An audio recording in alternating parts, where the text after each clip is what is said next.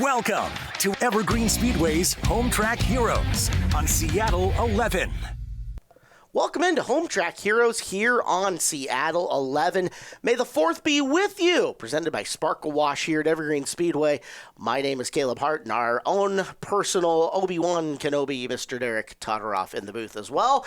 DT, welcome to the show. We got an exciting program coming up today. Yeah, great to be back in the studio. Haven't been in here since last season. It's always fun to hop on this after doing the main show. We have had a great year up at Evergreen Speedway here so far. Tonight, we're going to highlight some really fun stuff. We are going to get a late model feature in. We're told that the weather's going to be good enough for that. We're going to have a visiting class here, and we're going to kick things off with the always exciting PRCBD Hornets on racetrack as well. Home Track Heroes always brought to you by Gene Johnson Plumbing, Heating, Cooling, and Electrical. Front row, the Hornet main, the Hornet B main looks like this. They're led by the Duval native, the number 42 of Dempsey Graham, alongside the Cedro Woolley number 23 of Tammy White. The second row is Brian McNamara, the 101, sponsored by Trueline Wheel and Frame of Seattle. Marysville's DeAndre Carlson, the 16D, sponsored by Grandpa. The exterior wall systems 00 is Dan Miller out of Everett. He's alongside the 69 out of Lake Stevens of Patrick Russell. Fourth row, Donna Gillespie from Oregon in the 024. Gino Solomon, the 17S from North Bend in the Valley Asphalt car. The 06, that's Chuck Fisher out of Arlington, lining up alongside the 03 out of Lake Stevens, sponsored by Cornerstone Homes of Lucas Hausenfluck. Row number 6, Tegan Bjornsson from Arlington, Misfit Motorsports on the sponsor for the 59, and the 45 of Trinity Reppin from Snohomish, sponsored by the Snoqualmie Casino. 39Z is Andrew Zachary. Alongside Andrew will be the number 32 out of Marysville of Preston Brandt, sponsored by North County Towing. The final 3 starters, Carly Croft is the 5 from Arlington, the Crofts Tree Service removal car. And then it's a Dixon family reunion. Zachary Dixon, the 67, David Dixon, the 86 out of Arlington, sponsored by Butch, Steve, and Zach. One of those two, I believe Zachary Dixon, is married to a high school classmate of mine, Alicia. So, random fun fact for you here. Small world. Here on our May the 4th show. She's their Padawan, though. They're going to have a race car out for her at some point in time. Oh, there we go. Have you noticed the theme to the jokes already? It's hard not to. Okay, perfect. We'll see if we can continue to float that one out there. So, PRCB Hornets, they're going 20 around Das Boot. Top 4 have the option to move forward. You can choose to take your trophy and call her a night, but if you want to, top 4 can move up and tag the back of our what should be adventurous A main event tonight.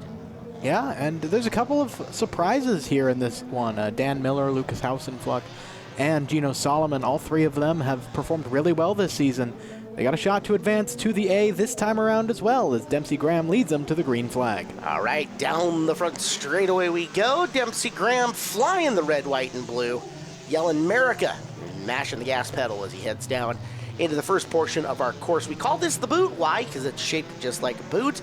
Right here, the hard right-hand turn to the top of the boot, and now the left around where the toe would be, onto our 3/8 mile track as Trinity Reppin wants to look towards the top of the boot for a little while.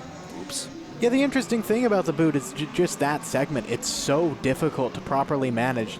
Hit the brakes onto the right-hander and carry enough speed.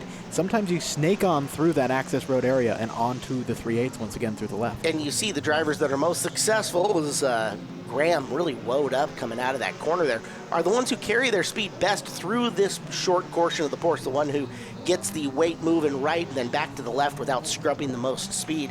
This is a tricky course for the drivers. One thing about this, and it's something we don't see often here on Home Track Heroes, Derek, is that the drivers don't know what course they're going to be on until they take on it for heat race action. They don't get to practice the boot at all. No, it's definitely one of the more interesting facets of Hornet racing here at Evergreen Speedway. You saw the 17S get out of shape there last time through. This is a very difficult course, and if you set your car up for the standard road course, you're not going to be in that great of a place to run it. On top of that, there's not an abundance of adjustments the Hornets have available to them. They are by no means truly built race cars. As you take a look at McNamara, looking to the inside of Dempsey Graham for the position. He bids for first. He's got it going into the quick left-hander onto our 5th mile course. So McNamara's got the lead, but essentially these cars, for handling, all they have is air pressure adjustments. That's about it. Now you see Dan Miller there work the high side going into the right-hander, which gives him that advantage exiting back onto the 3/8. You'll see some of the more experienced drivers try that more often to have that preferred line through the big track instead of through the right-hand corner of the access road. Pick the spot where you're fast on the racetrack and make it work the best for you. Miller, a veteran, he has run all of our courses multiple times, picked up his first feature win towards the tail end of last year, and compounded it with an enduro win over the offseason. There's Miller making the bid for the lead, and he will show the double zeros to the 101. And Miller takes the top spot, at least for the time being, as you see him, as the car was, you can see it diving and going and diving and going. I got to assume that he's grabbing for gears as he's coming down and shifting that thing in and through, but he has got the top spot as he heads to the back straightaway of the 5th mile. This is by no means easy here through this section of the course. You're just constantly fighting with the car, trying to figure it out. What works, what doesn't. You see Lucas Hausenfluck has entered into the top 4. That's the final transfer spot should he take it. Dixon now battling with the number 23 of Tammy White. Well, you look at the way that works too, Derek. It really creates for a versatile and talented race car driver. As much as they have to shift and turn, it's true road racing here in the Hornet division. Depending on what course they're going through, is look out, Dempsey gets turned into the meat of a sandwich, as it is Hausenfluck on the one side and working past him on the other side. He couldn't quite catch the car number, but it's going to leave Dempsey, your former race leader, in the lurch now to a transfer spot. Yeah, Graham looks like he also locked it up into that hard right and then hard left, and unfortunately drops quite a bit through the field back into what appears to be 6th or 7th. That was one of the Dixon cars. In fact, it was the 86. So well done, Mr. Dixon, as he'll roll up right in the back of Hausenfluck, who's in 3rd. Dixon is in 4th, and that is final transfer position for the time being, as we're still only 7 laps into this, 13 to go. See Zachary Dixon at the back of your screen pulling on into the pits. These races can be slight wars of attrition as well. You got to know how long your car can last, how much you can fight with it, and that certainly makes it interesting. Someone like Lucas Hausenfluck has an understanding of how these cars can take hits and be durable as a Stinger 8 driver as well as a Hornet driver. That is David Dixon's 86, who is sitting in the 4th position right now with some gap between himself and Tammy White. And Dixon looking at the inside of Hausenfluck, who is hanging out in the middle groove coming off the corner, carries good speed down the front straightaway here in our 5th mile course that we usually see our youth Hornet drivers working on. Dixon making the bid to the inside, a little bit of contact. Everybody drives away, no blood, no foul. Yeah, and I guess another piece of what might make Lucas, skilled is he has a good teacher back in the pits. So he gets sideways through the right-hand corner, barely dodging the announcer's curse right there, as his dad, Ryan, is a champion in this class. He is. Ryan is moved up. He's trying his hand at some mini stock racing here at Evergreen Speedway this year, and hopefully we'll see him a little bit later as mini stocks. The BECU mini stocks on the card for later on in the program here on May the 4th night. Well, we continue to spread out. 10 to go. Taking a look, this is 3rd and 4th, the battle on the racetrack between Lucas Hausenfluck, the man with the most dangerous last name in all of auto racing, and behind him, David Dixon trying to hold on to the final transfer spot. Tammy White, who has worked her way into a transfer spot already once this year, is on the outside looking in and trying to make some gap up, and you can see she carries a lot of speed going into those 1st and 2nd corners. Can she keep it going through the boot section as Reppin is spun out ahead of him, gets it back together, and you can see Hausenfluck swimming the back end of that race car to get through the transition. He's got a solid grip on this car, though. You see him correcting every time, not overcorrecting, not swinging the car too far each time we see that back end kick out. So it looks like Preston Brandt heading to the pits in the number 32. So they'll have to deal with Reppin coming up here. Reppin takes the short space into the inside there, pinches Hausenfluck down. Here comes Dixon to follow. Not much gap is made up between the two. Reppin now looking to the inside, looking to take the spot back, although she is a lap down at this point in time. As Lucas Hausenfluck having to deal with the slower car, or at least the lapped car. Reppin, big smoke and contact. See sheet metal flying off one of those race cars, and now Dixon getting put into the spot where he's got to figure out how to get around that car, or Tammy White's going to be right on his rear bumper cover. Yeah, that's one of the struggles with this sort of thing as we cut back to the double zero of Dan Miller, your race leader, coming up on lap traffic, is if you run into those lapped cars, how do you get around them? Traffic skill, how you navigate that, can be so important in this class. No spotters in Hornet, so they don't have anybody in their ears telling them, hey, car low, car high, car coming. I do believe they have mirrors so they can see if somebody's coming up on them, but at the same time, they don't know if that's somebody racing for position, the leader, or what. As time rapidly running out on this, Dan Miller in the 00, and a ways back, Brian McNamara on the 101. We're down to 5 laps to go here in this B feature. AC McNamara not too far away, but it would take some serious traffic or a serious slip-up from the 00 to make a difference. But here we are, battle for the final transfer spot. Dixon and White. White's pouring it on late. White working up on the back to Dixon. Can't make the pass. Oh, contact between the two. David Dixon, and stuff goes splashing. And there's Donna Gillespie, who I believe is your 6th place car. And Gillespie from out of nowhere going to take the final transfer. Now, the battle's not over yet, as these 3 drivers all battling for one possible spot in the A main event tonight. Race leader still going to be Donna Gillespie. You see them all go real wide there. And the advantage to White now as Gillespie and Dixon get together. 3 different paths coming into that first set of corners as we're down to 4 laps to go. Now Gillespie, can she make that time back up? Dixon forces his way to the inside. They're beating and banging coming out of that turn. That's for a non-transfer spot, though, as now Dixon on the outside looking in. White's got the spot and some breathing room. Yeah, come to the line like Larson and Buscher last weekend in the Cup Series race. Or the Kentucky Derby, whatever, you know. Horses count too, Derek. It's fine. Horses aren't automobiles, and we are auto racing commentators. But I'd much rather see them beating and banging as they continue on through the turns. Down through 3 and 4. It's okay. I may just smile. You're great. 2 to go. We're 2 away, and White is taking this opportunity as those 2 wrestle further back in the pack. And unfortunately, the physicality between the 2 of them really hurt them in their chance to try to catch back up to Tammy. Yeah, real unfortunate for both those drivers. But out of turn number 4, Dan Miller going to see the white flag. He'll have one more trip around the boot to wrap this all up, seal a spot to the A main event. So PRCBD Hornet B main, again, top 4 have the option to move forward and race the big race, depending on how they want to try their luck on the boot. Lots of things can happen. We have seen drivers come from the back of our Hornet fields and podium, heck, even win. It's happened before. The guy who's got the shot at it's going to be Dan Miller. Miller dominant here in this effort. McNamara a little ways back, he will take 2nd.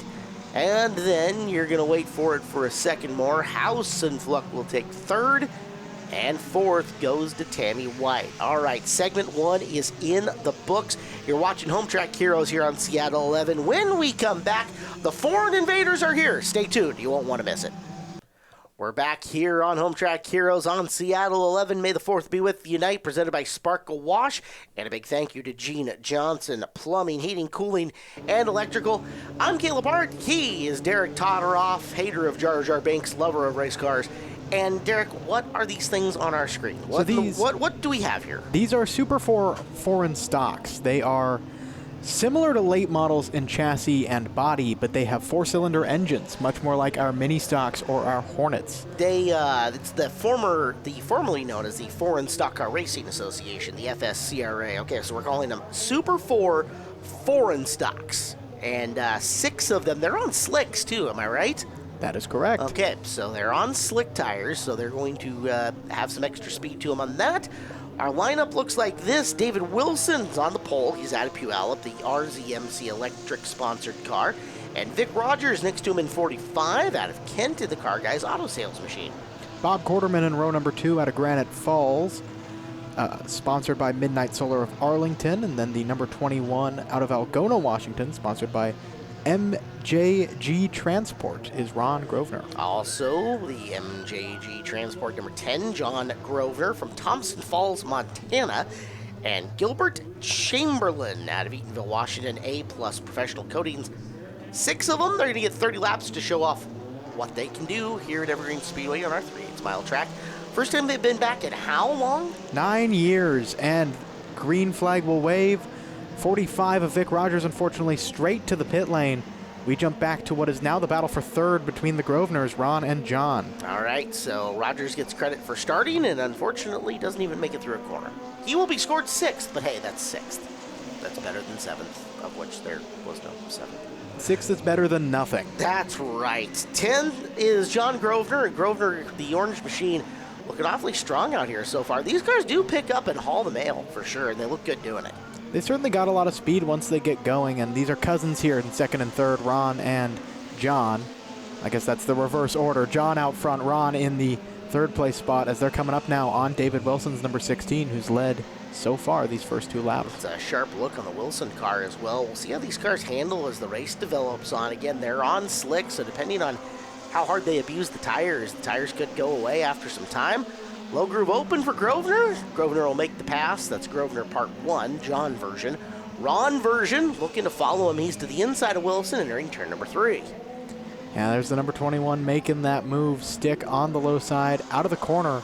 And it is now John and Ron leading your race. David Wilson in third, with Quarterman running in that 4th place spot. You can see the way that these bodies are built too. The top of the car, the greenhouse, if you prefer, that's directly over the driver is actually offset on the car. You see how coming down this straightaway, there's actually more body to the outside wall of the car than there is to the inside of it in terms of where the greenhouse is. That's a very a unique, almost super late model-esque body design that they're putting onto these things. So body rolls are a little more wide open in these cars. Good to know. You see the 10 of John Grosvenor slide up the track a little bit. You saw the first look from the 21 machine of Ron trying to find a way around. Uh-oh, traffic, look out! Dodging Gilbert Chamberlain down the backstretch. But here on the exit of the corner, the 10 slides up the track a little bit more. That'll give the opportunity to the 21. Grosvenor's battling now for the lead. Oh, Ron on the inside. This could make Thanksgiving dinner awfully interesting depending on the two get together here. But so far, giving each other lots of space as they roll into turn number 3. From the inside groove, preferential groove, Ron Grosvenor looking to take the top spot, but they're almost dead even at the line. Closer than the NASCAR race started. There are advantages to both the lower and the middle groove that you see these drivers using. That higher speed on the exit of the corners going to the number 10, while through the corners themselves you have the advantage to the 21. Shorter line around the racetrack versus can keep more momentum and keep your foot in the gas a little bit further in that middle to outside groove. That's your give between the two. You'll see this in all of our circle track divisions. What you try to do sometimes is you want to send it up that low lane and drift up, cutting off that momentum and not giving the opportunity to have that advantage because you're so much faster in the corner. It's not being accomplished right now, as that's what Ron seems to be trying to do. You just can't finish the pass here on the exit of these corners. Yeah, John Grosvenor's done a really good job in that middle to outside groove, and these two putting on a show out in front of the field. They're going door panel to door panel through turn number 2, 11 laps into this. The battle of the Grosvenors here at Evergreen Speedway, and then there's 3rd and 4th. Bob Quarterman has passed the 16 of David Wilson, so he'll have that spot for the time being. Here is Gilbert Chamberlain once again going to be some lap traffic, and there's the advantage, the 21. Ron Grosvenor going to go to the point, getting by on the inside with some help from the lap traffic. So finally, Ron gets the top spot. Let's see how long he can keep cousin John from rolling back to the outside. And just like that, it's like John found the boost button and really wheels back up and makes some time up to the point where he noses ahead down the back straightaway. He's clear for a moment there down the backstretch. Through the corner once again, we resume our classic battle at this point between the 10 on the outside and the 21 on the low. I am slightly shocked that he hasn't chose to pull it down racetrack yet, but at the same time, running the groove that you're happiest in is now he opens it up to 2 car lengths-ish in front of Ron. Down the front straightaway he goes. It is Grosvenor and Grosvenor battling it out just before the halfway mark here, and exactly halfway. This segment brought to you by APC Auto Spa. APC Auto Spa, budget-friendly automotive detail shop in Monroe that focuses on high-end customer experience. They offer complimentary loaner cars for their services, including hand washes, interior and exterior details, paint correction, ceramic coatings, and paint protection film. APC Auto Spa in Monroe, your car will thank you. You're seeing from the 10 here, maybe those tires starting to give a little bit more, sliding up the track a lot more through these corners, especially through 1 and 2. Up almost to the highest groove we have on this track.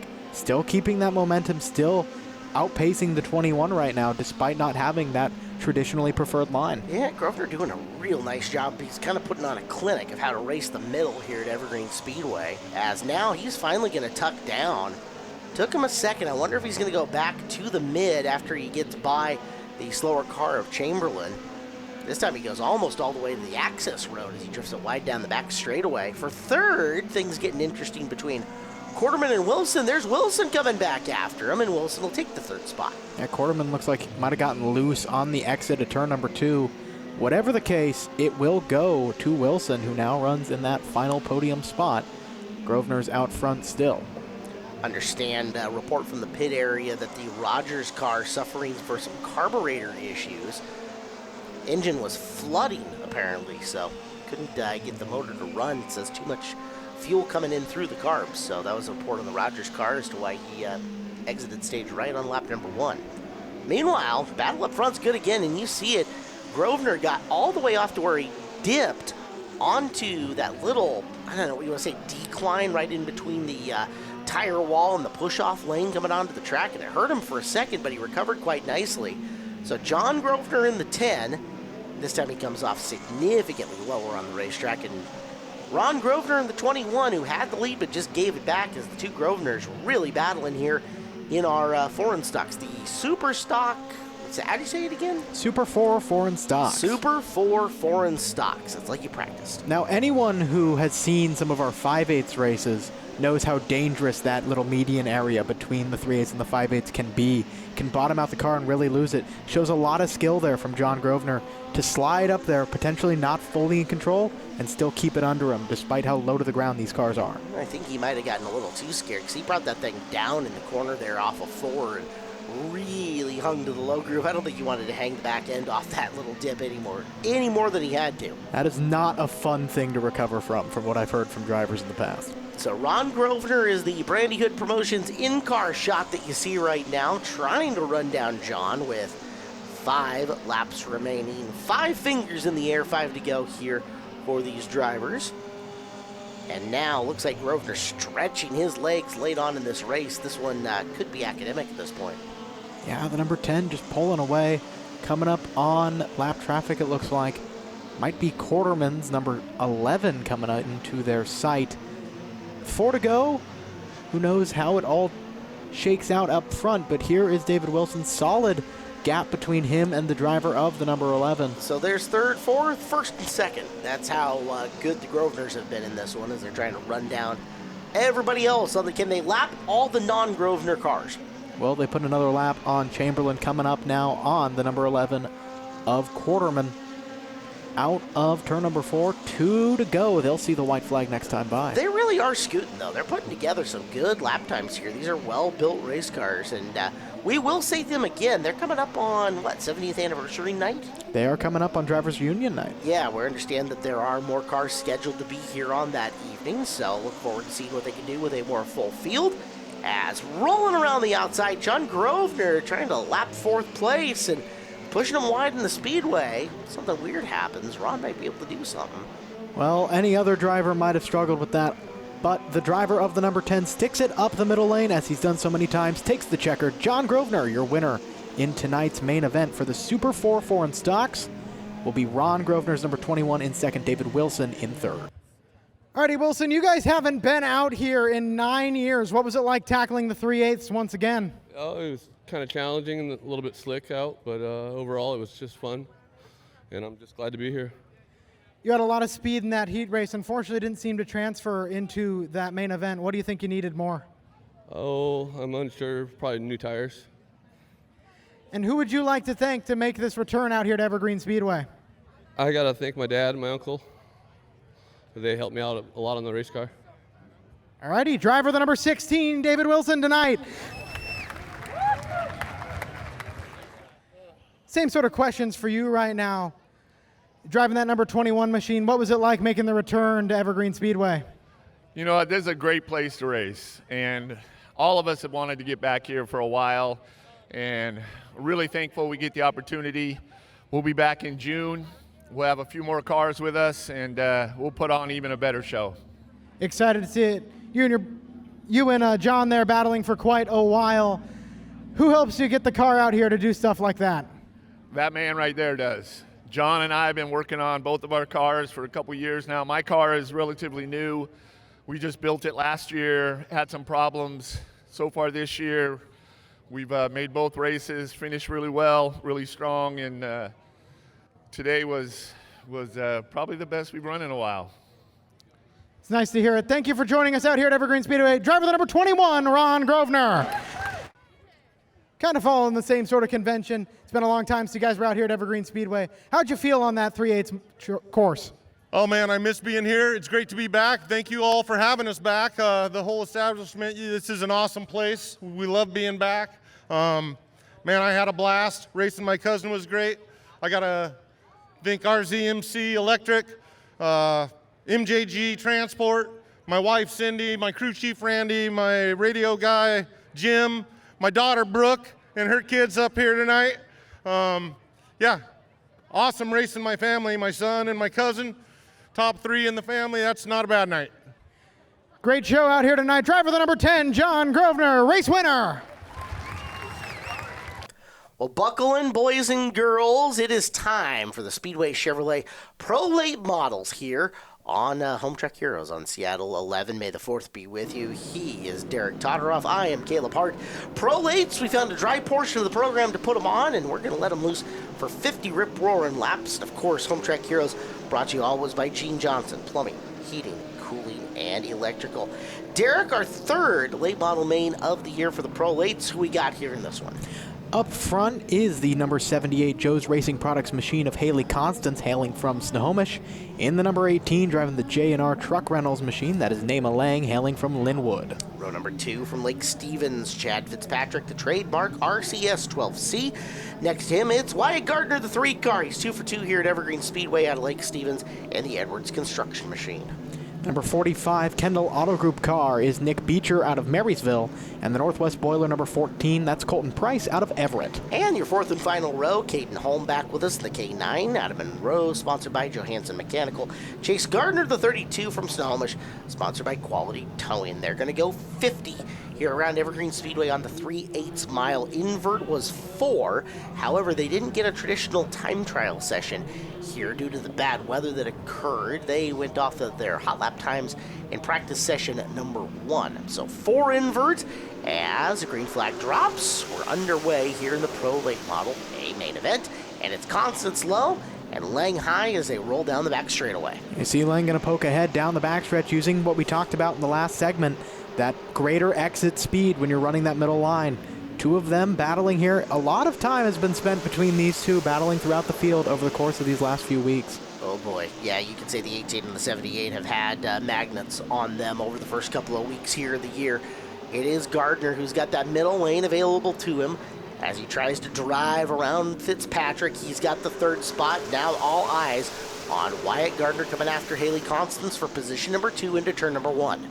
You see Fitzpatrick right there on the back bumper of the number 3. Colton Price riding with him in the top 5 spots. You see Haley Constance holding it down just right there on the low lane, chasing down the driver of the number 18.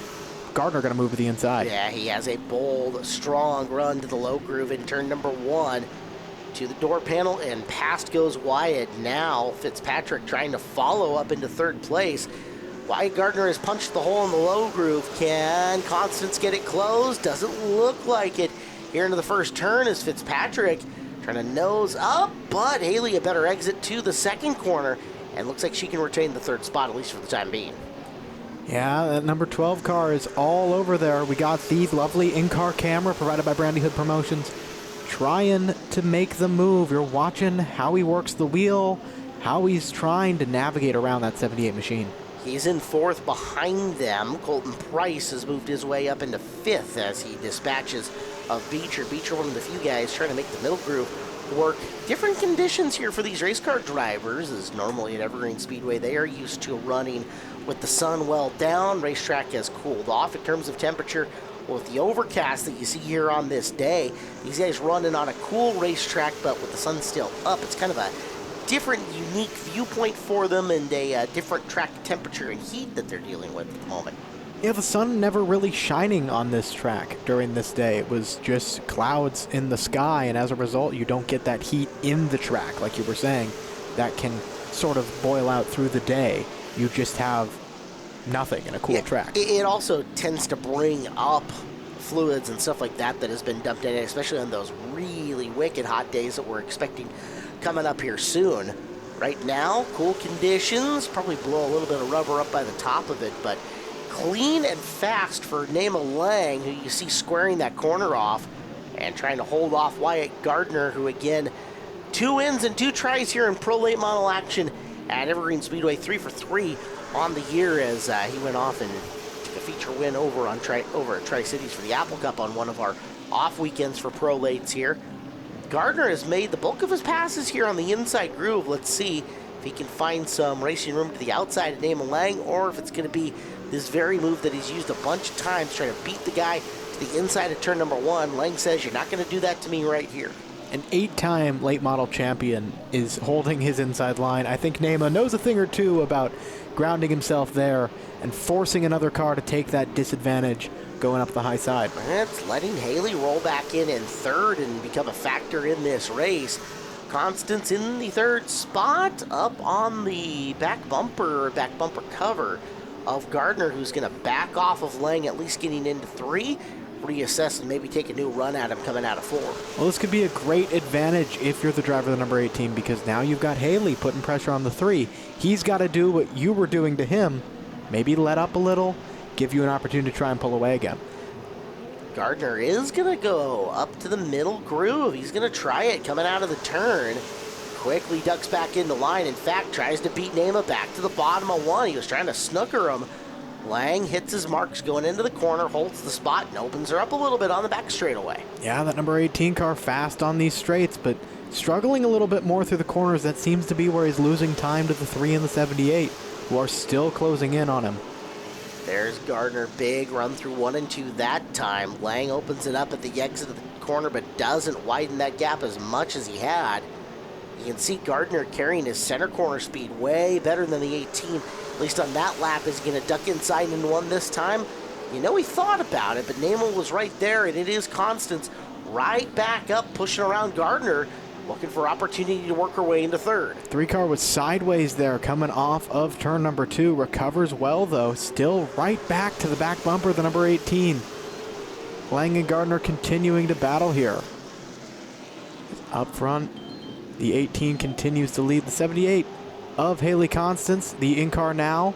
Right here, you get the view of the back bumper of the number 78's look at the 3. Fabulous battle as they work their way into turn number 1. Gardner tried once again coming out of the turn. Couldn't make it go. There's Constance from the in-car. As you see, smooth and steady from Haley. Gets into the corner, just turns it once, and then holds on to the steering wheel and makes sure it doesn't get away from her. These cars, they're a smooth ride, but you'd also see they're a little more violent than what you'd expect, because there's a lot of movement in the suspension that the drivers just have to kind of hang on to every once in a while.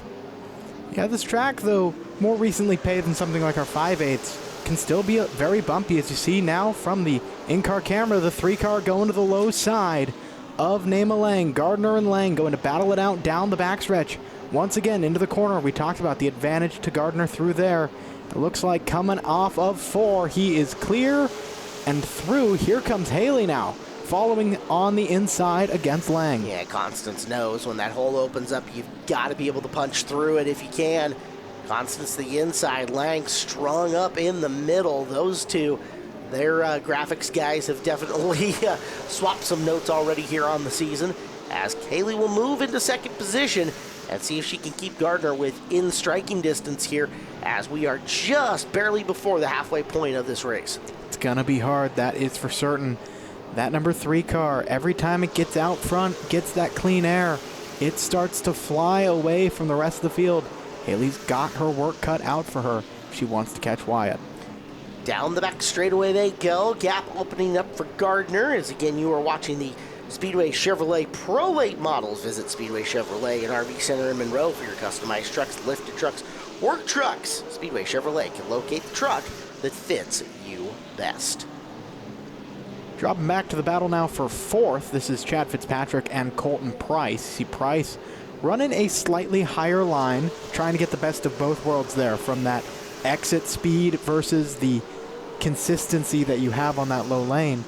A little bit of smoke coming out of the 12. Doesn't seem to be too big of an issue. Still chasing down Nema Lang, who's fallen into their grasp now, with Constance and Gardner pulling away. Yep, Lang sitting 3rd. It is Fitzpatrick stringing some good laps together there in fourth, and I wonder, looking at the nature of that smoke, whether or not that car might be too far down on the rear suspension and is hitting some of the rear paneling coming off. It's a very strange smoke, so we're going to get another look at it. It starts right there. It's either that or maybe brake. I don't know. It appears to be coming out of the exhaust port at the very least. Strange deal for the Fitzpatrick car, but it's not costing him any speed, at least not visually right now, as he's keeping Nema Lang right close to him, close enough to pass if Nema makes a mistake. You're right, it is coming out of that exhaust port. So Fitzpatrick, something mechanical going on in the 12 car. We'll see how long he can hold on to her. Yeah, for now it's enough to stay with the 18 and in front of the 14. Up front, Gardner pulling away still from the 78 of Constance, both of them getting further and further away from your third through fifth cars here that we see on screen. It's less than a car length between Lang and Fitzpatrick, as Chad Fitzpatrick also has been a feature winner out of town here on the year, looking to jump up into the podium as he is eyeballing the back of Nema Lang with Colton Price lingering in the fifth spot. If Fitzpatrick can punch a hole open, Price has got to be ready to jump to it and maybe pick up that spot if he can. Yeah, Price is a careful, patient driver from what I've seen previously. That number 14 car is just there when it needs to be, historically, and that's what's gotten him podium finishes, and in the past just had him the right place, right time. Ooh, groove opens up a little bit off turn 2. Can Fitzpatrick get through it? Doesn't look like it right now, as Lang having to run and catch up to the rear end of that race car, and Fitzpatrick looking for the spot. He'll make the move going into turn number 1, trying to capitalize on Nema getting loose off of turn 4. Yeah, unlike Gardner, Fitzpatrick has that speed through the straights as well. And exiting off of 4, there he goes. And like you mentioned, Colton Price now. The shot to the inside of the 18 of Nema Lang. Price just holding the low lane. He'll go side by side down the backstretch just like Fitzpatrick did a lap ago. With 17 to go, Colton Price trying to move Nema back into 5th. And down the front straightaway, they're even Steven. Lang fighting hard to try to keep in the position, but give it to Price out of turn number 2. Colton Price has got 4th. He's clean on through. He's going to be chasing down the number 12C now. Fitzpatrick built a pretty substantial gap there already between him and the 14. The more time you spend side by side, Nema was able to keep Price kind of contained to that very bottom side of the racetrack. And like you saw coming out of turn 2, you don't want to be right down on the white. You want to be able to drift it up a little bit. That lets you pick up on the throttle a little bit earlier in the corner, carry more speed in and through. It's the difference between a racing line, a line that you're racing to get by a guy, and a chasing line, a line that you're using to try to catch up to somebody. Here you see the battle between Nick Beecher and Caden Holm.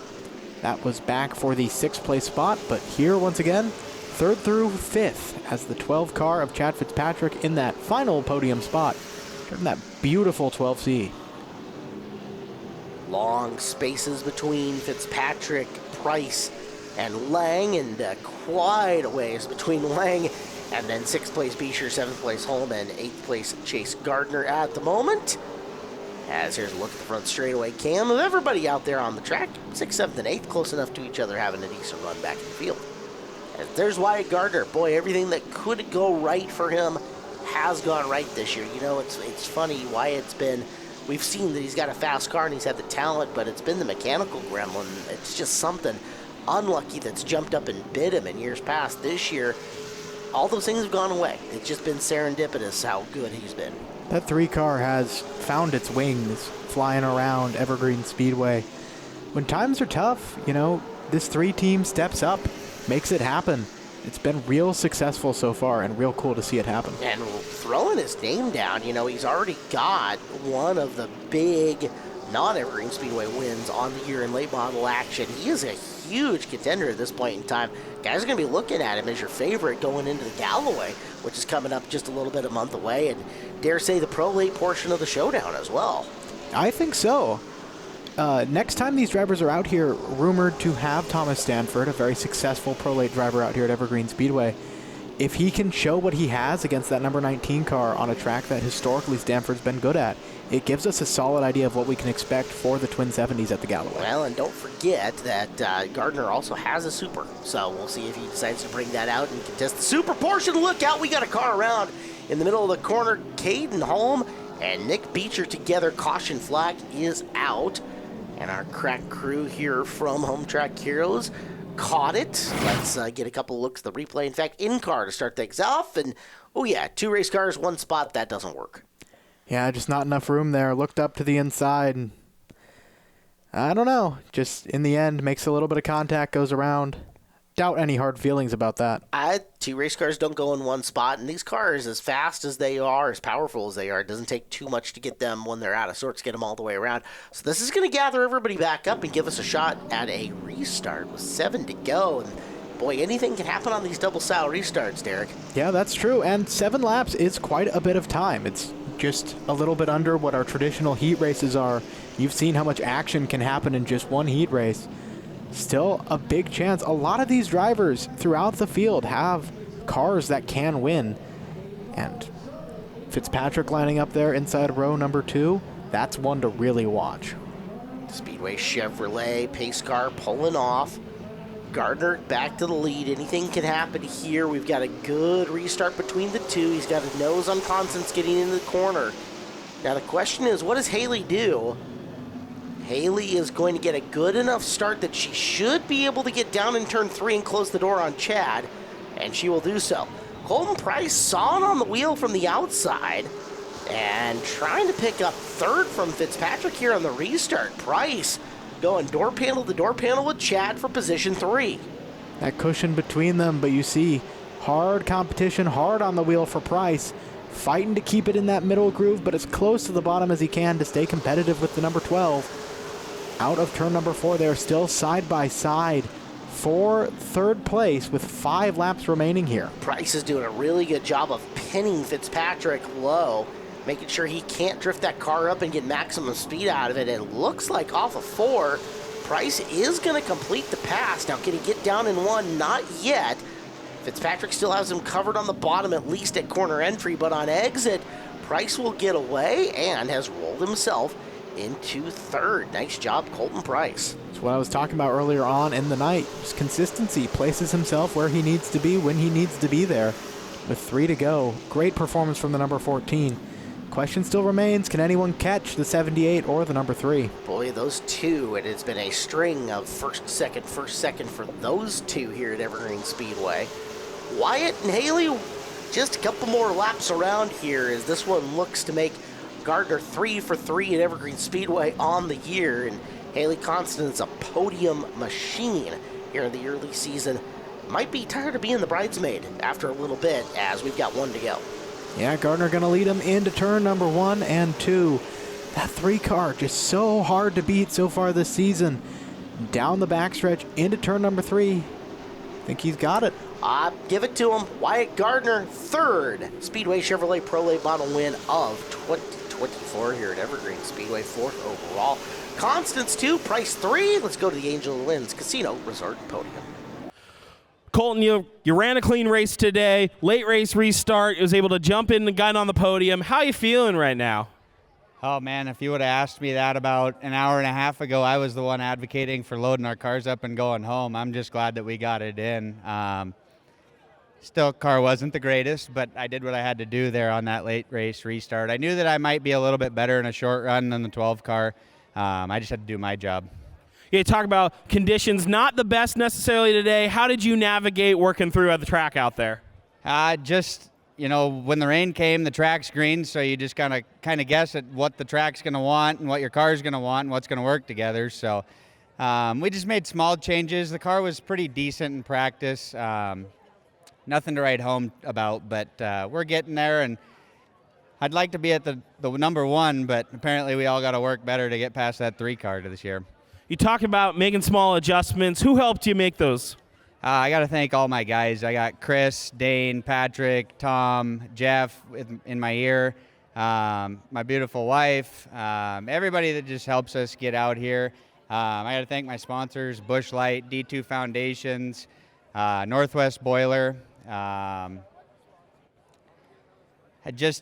sure I'm forgetting people, but it just everybody that helps me get out here, I appreciate it, and it doesn't go unnoticed, that's for sure.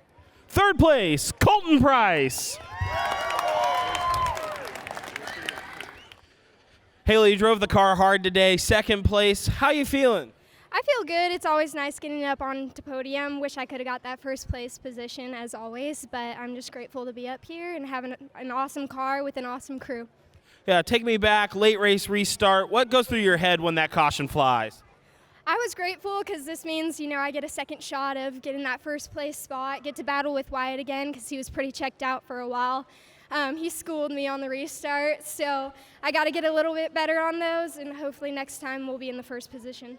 And who do you want to thank today? A huge thank you to my dad, Gabe, Joe's Racing Products, Central Welding Supply, DeYoung Inc., Mazda of Everett, Constance Machine, everybody who comes out and supports every weekend, Evergreen Speedway, and everybody else. Give it up, Haley Constance.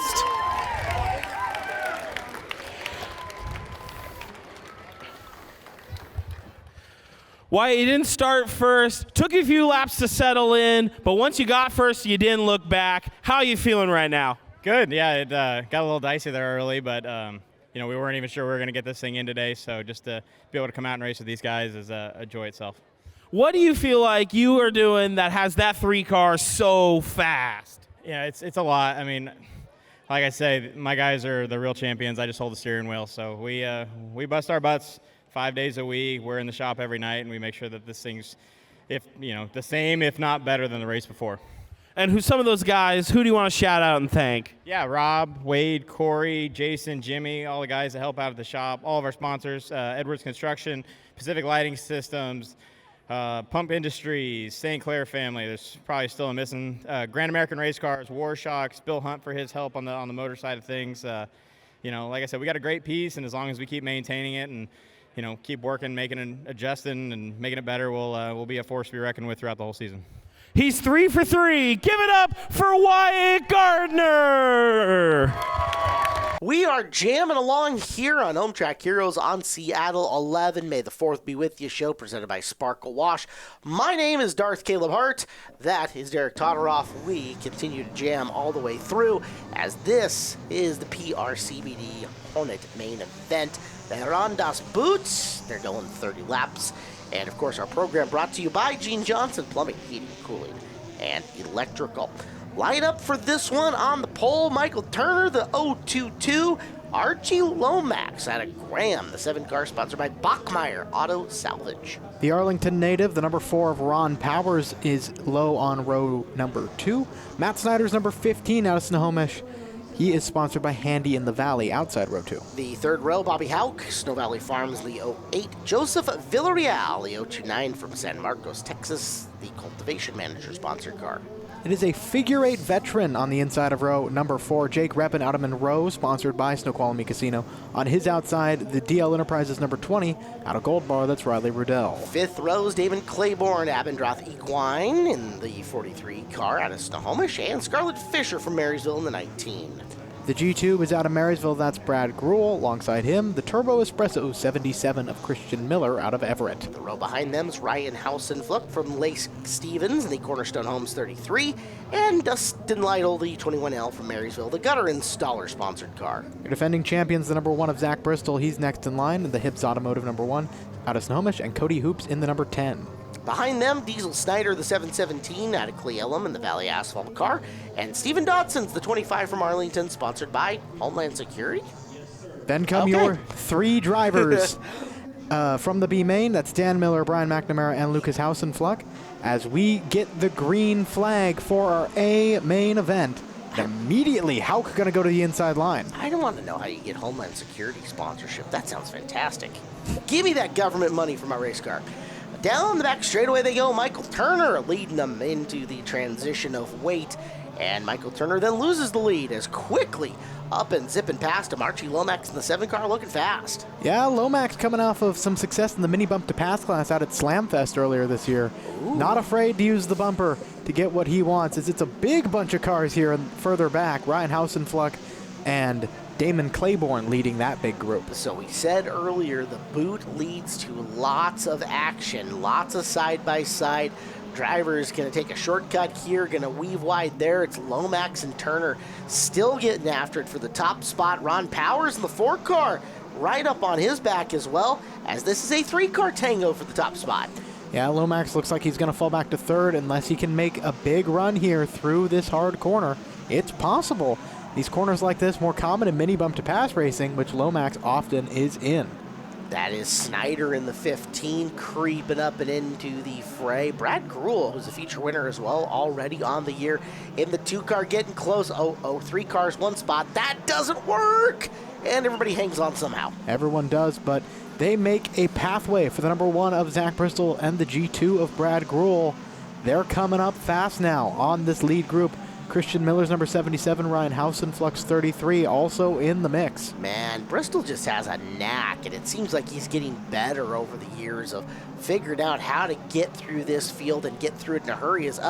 Housen Fluck, the former track champion, off into the green grass for a second, cost him a bunch of spots. Yeah, he'll fall back through the field. Meanwhile, your defending champion, your current points leader, driver the number 1, making the move to the low side against the 15 of Matt Snyder. It's going to be a sandwich of Snyder as Grewell tries to put it through. Not able to make it happen this time. Looking out the rear view of Brad Grewell back at Christian Miller and Diesel Snyder. It shows you how much speed these guys are carrying in and through the corners. You're taking a look at Bristol. Bristol looking high, Grewell looking low. Somewhere Junior Brookover is smiling as they're side by side, hooking the hard left onto the 5th mile. Yeah, the 1 car able to make the pass. Now he's going to be the sandwich as Ron Powers forces him to let off the gas. See Diesel Snyder all over the back bumper of Brad Grewell there through the corner, waiting for his opportunity to make his way forward, as now we're 3 wide for that 2nd place spot. Goodness, Bristol was thinking about being the slice of meat, kind of plowing through the bunts, couldn't quite do it as they rolled down the 5th mile on the back straightaway into the hard right-hand turn. Quick back in the left. Grewell's got the spot, but boy, Bristol is not letting him go. No, he is not. It's Grewell, then Bristol, and then you see Diesel Snyder, the young driver here, chasing them as well. But right now, they're all chasing the 022 of Michael Turner, who is still your race leader. Turner's going to have to get out and get gone, though. The speed that Grewell and Bristol are coming through this pack, they are absolutely carving it up back there. They're 2nd and 3rd. There you see Turner just barely ahead of them. Mr. Turner, you got a bullseye in the back of your car. The G2 and the 1 are coming after you. Yeah, the red car making it easier to see on the track for these assailants heading towards them. Grewell trying to hold this low line against the 1. Crossover may be coming here from the 1 of Bristol. You think that like Grewell and Bristol are looking at Turner like the noob in Call of Duty, going, okay, here's the easy mark. Come on, let's get him again. Get him again. As they shorten that gap on him in a big, big hurry. And now licking their chops. Turner, swimming with sharks, buddy. And here comes Grewell, looking to make him a shark bite. Yeah, Grewell makes the move clean to the inside and through. Here comes the 1 of Bristol, the 717 of Diesel Snyder, all in the mix. It's Dodson and Miller here in the back. Where did Diesel Snyder come from? He snuck up on that pack in a big hurry, did he not? Snyder's quietly having a very, very good season in that 717 machine, consistently just being there when he needs to be. The young driver has put on quite a series of performances so far. He was great in that hard rain race that we had a few weeks back. So Snyder right now just outside the podium trying to make his way in. Turner doing a good job fending off Bristol for now, and that is allowing Grewell to just roll away with this lead 1/3 of the way, 1/3 of the race into it. Bristol making the bold move to the bottom. He's looking for the runner-up position as they head into turn 1. You see Dodson looking around on the 717. This is Dodson's first race of the year in that red and gold, number 25. Here's the view from Snyder watching what's ahead, as there's the contact between the 1 and the 022. Oh boy, they're fighting back there, front bumper to rear bumper. Diesel Snyder gonna try to drive around, as look at Diesel. Nice move from the youngster, and he looks for second, getting down to 1. He's got it. Bold move. Contact behind him. Yeah, he made that move stick, and now he's going to be chasing Grewell. Dodson now going to the low lane, as Bristol still stuck behind Turner. Here's Christian Miller as well. He's on the low side, looking underneath the 25. Now the 25 underneath the 1.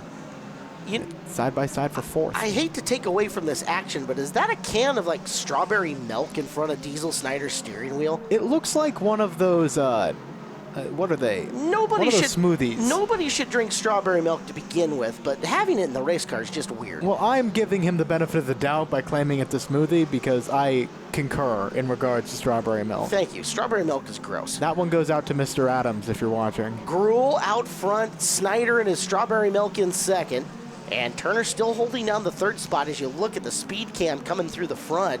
Bristol doing everything he can to get around Turner's 022. He's going to try again. And we've seen him try this move right here a few times, but Turner's right there to block him off every shot. Turner is putting on quite the clinic here, throwing these blocks, making sure that neither of these two drivers can get past.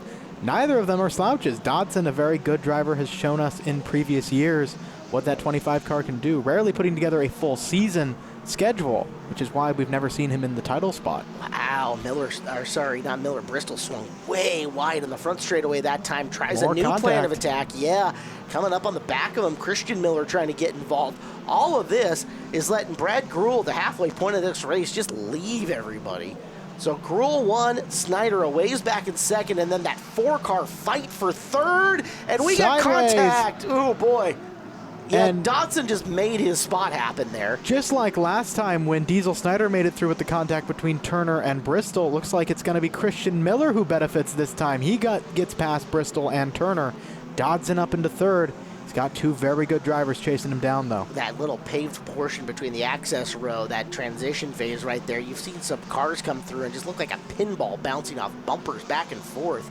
That looked like Bristol the last time by as he tries to fight past Miller to get his spot back, but Christian Miller very fast and has the inside line as they're going to go boing right through the transition once again. Yeah, that 77 car, a new one here at Evergreen Speedway, seen a lot of success with it so far this season. And those two battling contact again, sideways for the 77, they stay in their positions. We should clarify that this is not a bump to pass race. No. It's just naturally occurring like that. As Miller and Bristol, guys who have raced hard with each other many times before and both been on the podium quite a bit already this season, really going to war for fourth place as down low there's Bristol threading the needle between the rumble strip and finally will clear the car. Now the multi-class veteran of Bristol putting all his skills and knowledge to work. He knows that 3/8 track really well. He's driven it in just about everything out here at Evergreen Speedway. Well, look how much gap he's put between him and Miller after that pass. I wonder if Miller's got something wrong with the car, maybe a tire going down after that contact. You look at how much speed he's lost and how far up the racetrack he's driving. Yeah, something wrong on the 77. Yeah, that car is kicking it sideways. You'll see if we get a shot right on a rear. tire. Yeah, I think right it front. Might be the right rear, but there he goes off into the pit lane.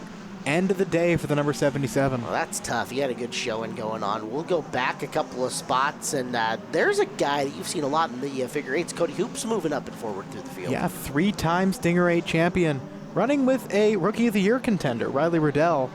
Riley, no stranger to Hornet competition. He drove Youth Hornets for a number of years and turned, I believe, 4 races last season in the number 20 car. So Brad Gruhl, the white and green car in that pack that you're looking is your leader, and behind him, that 5th of those 5, is Diesel Snyder, second place, who has reeled Gruhl in with just 8 laps to go. Gruhl going to have to navigate intelligently here through traffic to keep Snyder off him. Snyder handling this traffic really well so far in that number 717. Brad Gruhl still your race leader, though, as it is Diesel Snyder chasing him down. Third place still in Stephen Dodson's possession. All this action in this segment is brought to you by Central Welding Supply. Their mission of excellent service hasn't changed since 1975. Locally owned, larger inventory and expert staff makes the difference at 27 locations. Find one near you at centralwelding.com. See Ryan Hausenfluck running behind Brad Gruhl right now. He is a couple of laps down, had some sort of mechanical problem and went to the pits for a short bit. At the edge of your shot, as he rolls around the corner, you see that red car at the back of the right screen there. That's Brad Gruhl's rear cam. That is Stephen Dodson, your third place driver.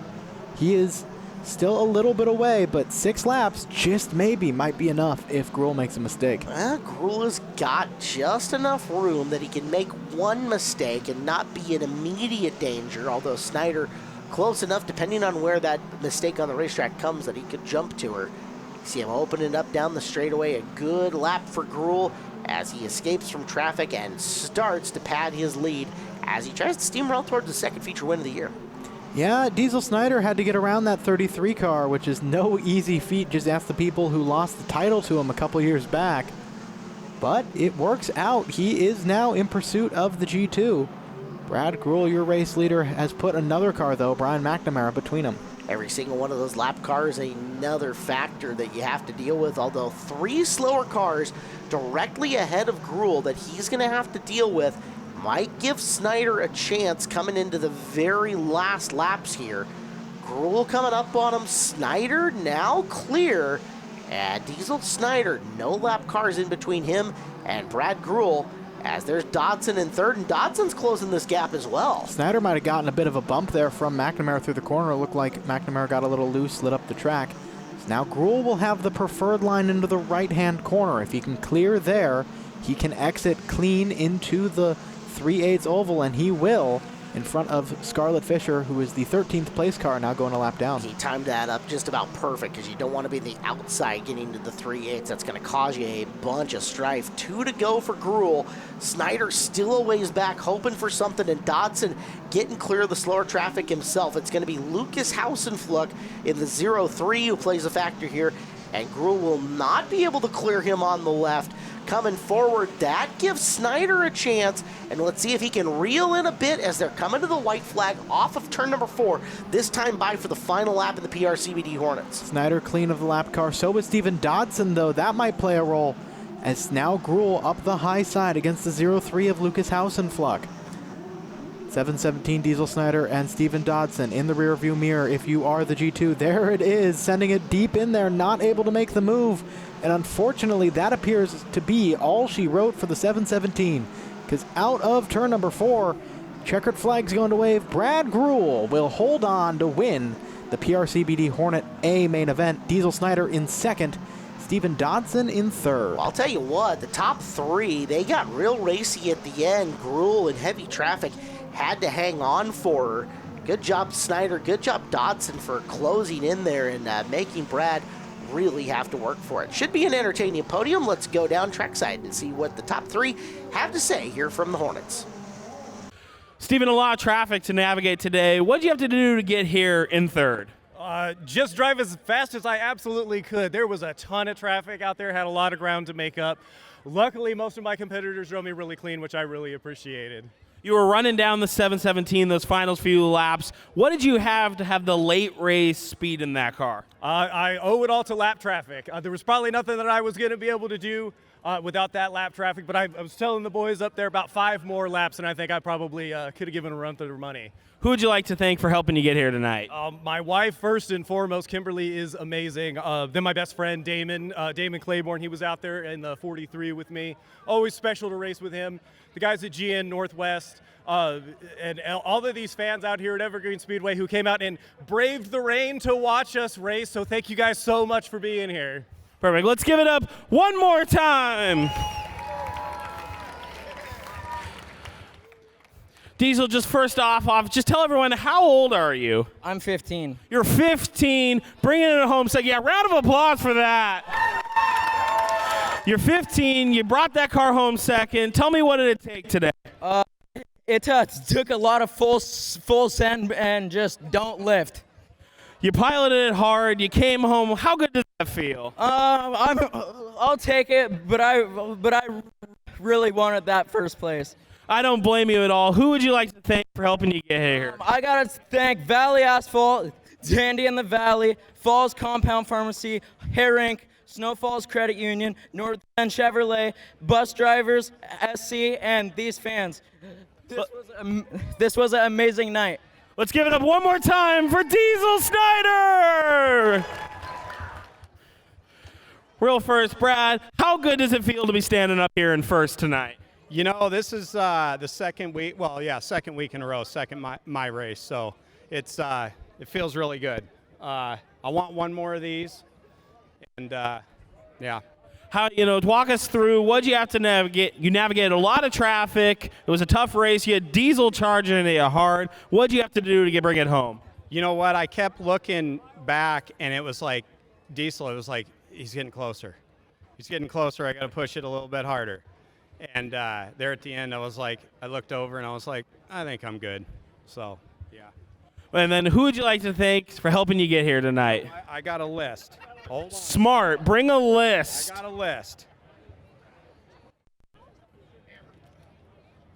Okay, so where is it?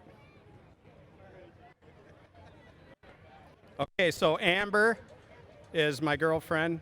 Love her. Thank you. Granite Falls Chiropractic, Garage Force, Estes Heating and Cooling, Frost Towing, Brandy Hood Promotions, Northwest Barricade, Braven, J2, Raritan Racing, Definitive Difference Carpet Cleaning, Hemi Holland, Turn 1 Media, Yeti Racings, and the fans.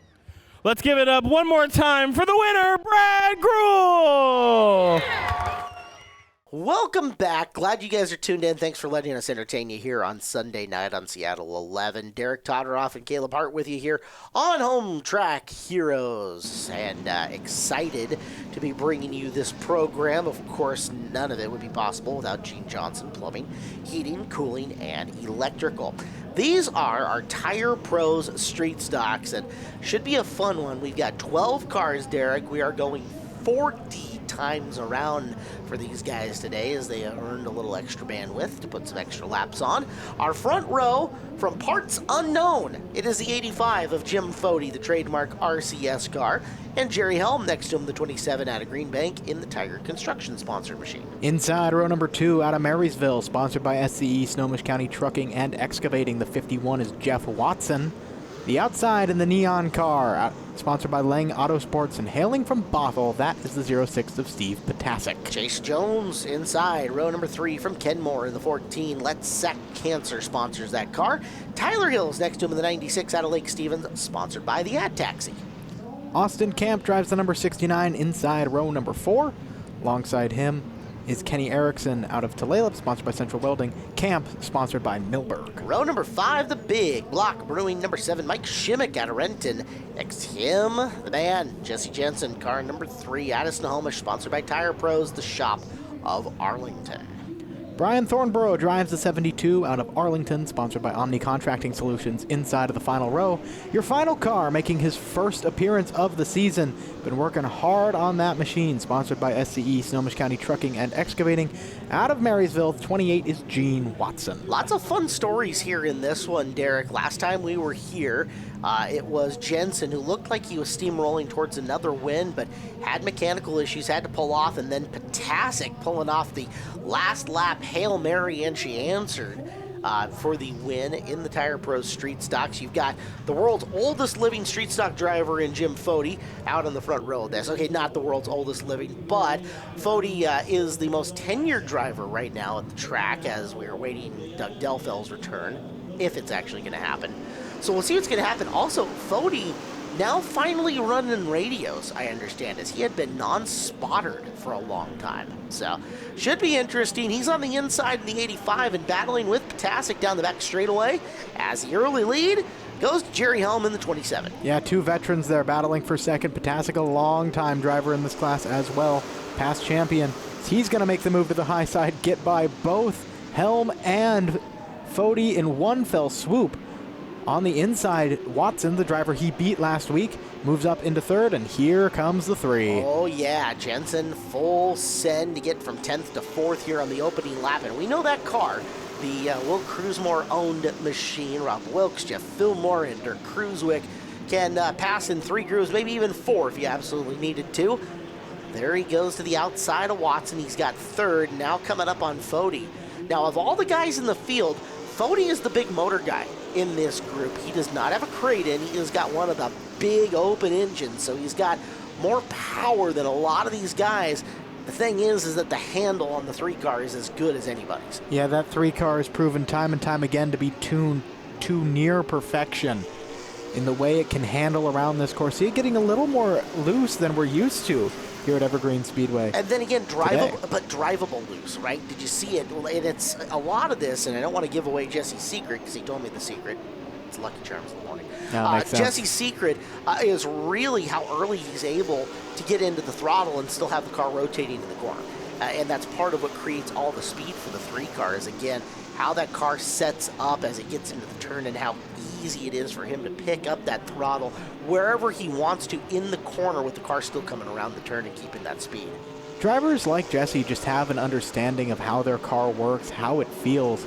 I'd compare it to someone like Justin Brave in the mini stocks, in the way he just understands how to use that machine. Sure, and they've been together long enough now that he understands what the crew is giving him, what he has on any given night. As you're watching Potasic and Jensen 1 and 2, and again Potasic with that incredible win the last time out, but boy, this is going to be a tough task trying to keep the 3 car at bay for as long as he can.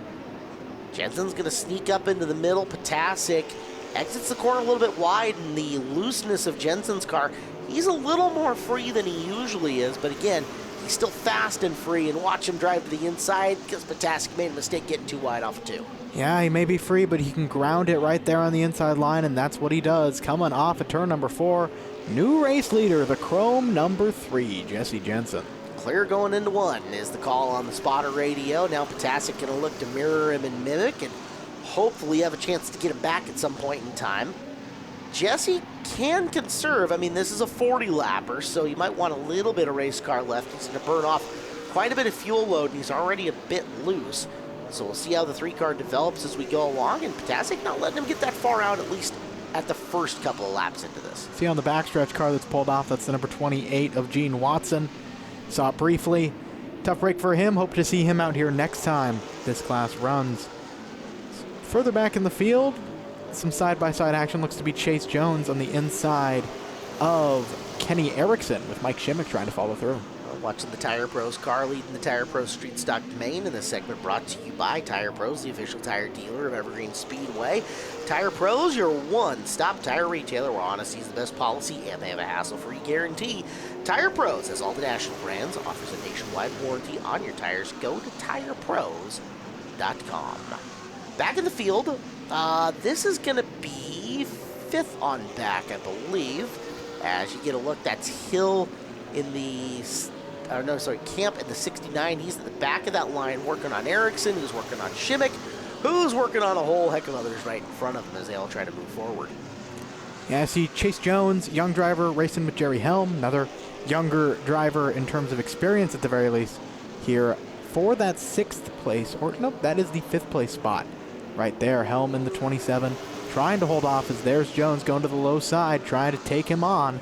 Move up into the top 5, not able to make it stick this time. Helm's got some speed in that race car. Again, anybody who can get into the middle and still drive away and keep their advantage, there is car speed there. But you see as that back end just kind of steps around on him at quarter exit. We call that loose, a loose condition, or if you prefer a oversteer from the cockpit, putting too much input in it and the car rotates too far. You can almost say that the 3 of Jensen has that, as it looks like the car just slightly oversteering as he comes into the corner, but again, got so much speed that he can pedal up to it. You get a pretty good driver there as Jensen continues to widen his lead.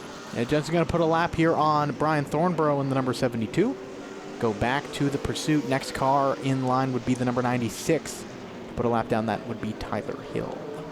Ways back, that's Fody in 3rd in the 85 with Gene Watson in the... Jeff Watson. Jeff Watson, thank you. Oh, I'm a quarter. Trying to get him down. Watson with a beautiful looking car this year as well, as those two war for 3rd. Fody doing a good job hanging on to the bottom of the racetrack and making Watson try to not only catch him. Catching him is one thing, passing him, whole different set of questions. Yeah, that is the truth. It can be a different breed. If you can't necessarily go to the top, it's going to be difficult to get by different drivers. You have to fight for that preferred inside line. We've seen a lot of these street stock drivers have to learn how to pass on the high groove. It's a skill that some of them have developed quite nicely. Obviously, Jensen can do it. Take it back to defending champion Mark Hubbard, who was very adept at running the middle of the high side to get around drivers. We'll see if that's something that Watson is about ready to develop, as he's shrunk that gap between himself and Fody.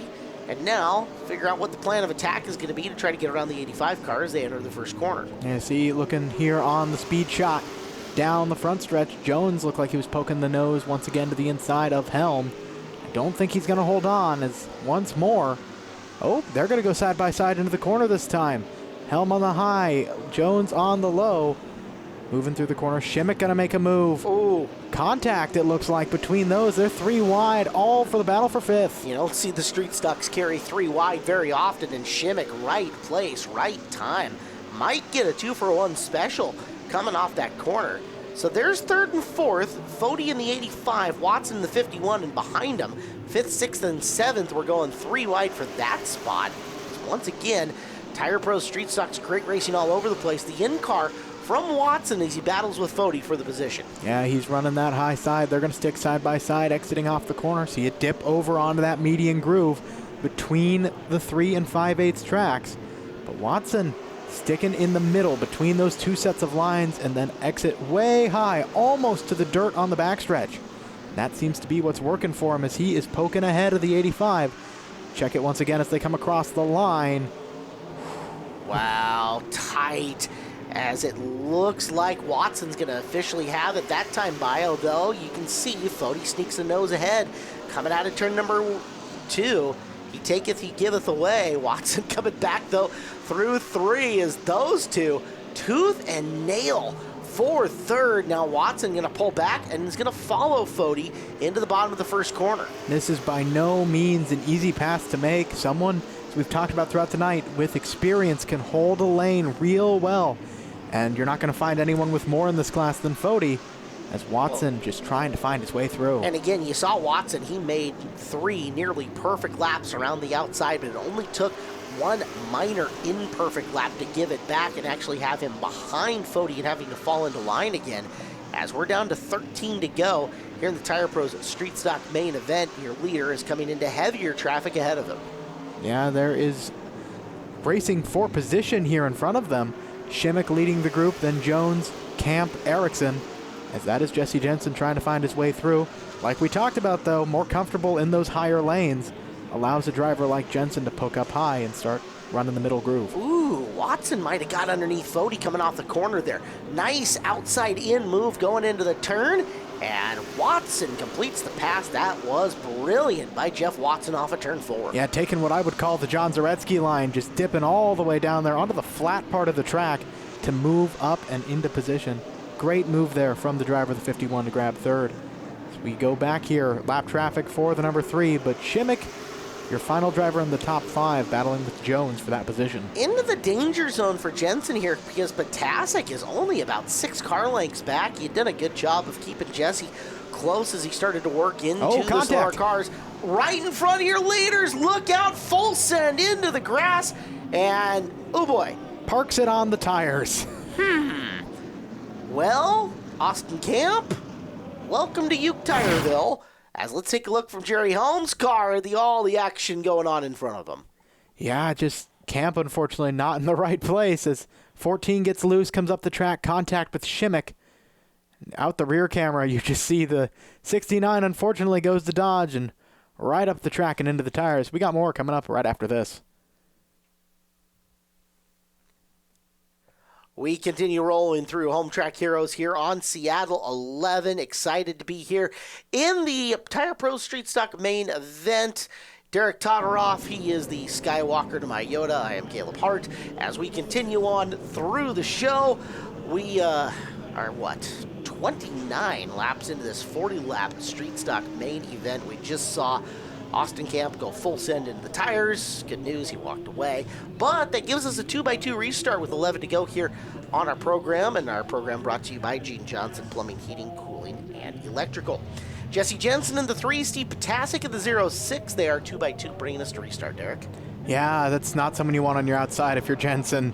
Potasic last week showed us what he could do when given this shot. And now, another chance because they exit out of 4, look to the flag stand, green flag back in the air, and the jump goes to Potasic. He will clear into turn number 1. Wow, Steve Potasic, master of restarts here at Evergreen Speedway, to the lead over Jensen. Now, he's got it on the restart. How long can he keep him at bay is the question. Yeah, you saw further back, the Fody get off the track, dip into the dirt out in the backstretch, and flat the car out, and saw sparks coming off, but yeah, it's still 4th. Potasic going to do the exact same thing down the backstretch. Boy, that's not the guy you want to make a mistake in front of, but he holds the lead with 9 to go. Potasic, Jensen, and Watson 1 through 3.